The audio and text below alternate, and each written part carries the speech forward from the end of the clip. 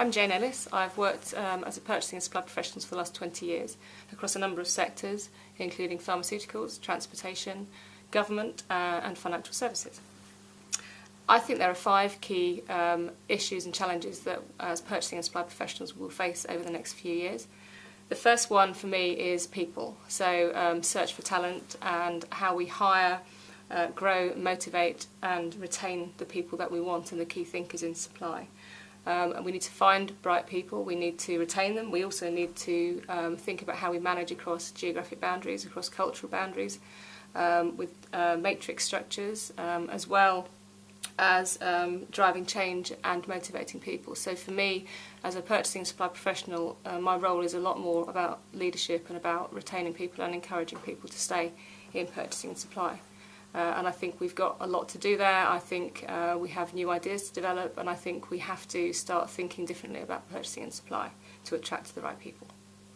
So that's my first challenge. Right. The second one is something which lots of purchasing and supply professionals talk about a lot, which is low-cost country sourcing.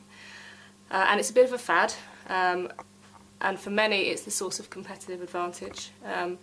But as consensus builds to the location you should be going to, obviously the costs start to increase because people all go there to buy their low-cost items and their low-cost services. So eventually the most successful organisations and certainly the most successful purchasing and supply people are the ones who can predict that that's going to happen and have an agile company that's lean enough to be able to move its requirements to other places so they gain competitive advantage over other people. And they should do that as the cost equation changes within a country. So for me, I think low-cost country sourcing is a good thing to do, but I think increasingly it will move faster and quicker, and you have to be agile and move your company with that. Third challenge, probably to rebrand ourselves. I think our terminology as buyers is not particularly helpful.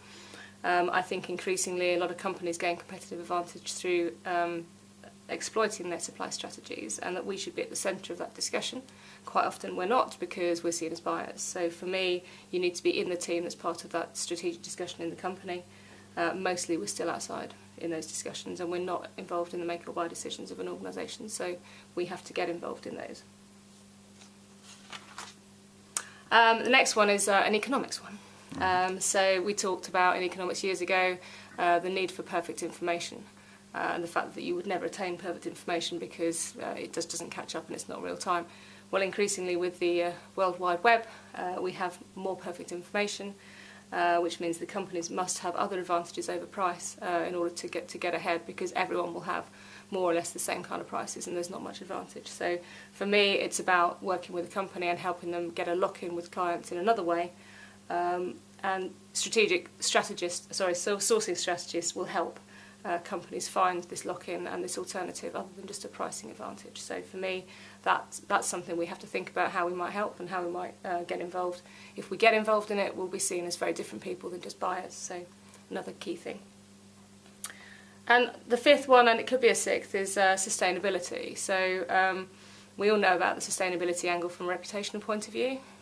It still seems to be happening, so clearly we can't buy, we don't buy in an educated way to make sure we don't make the mistakes, such as Nike in the past with using sweatshops, and most recently we've had the example with Apple. So we all know that people are still doing it.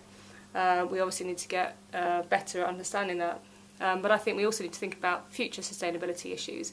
Transportation will be one, so how do we get better at transporting things and how do we use different methods?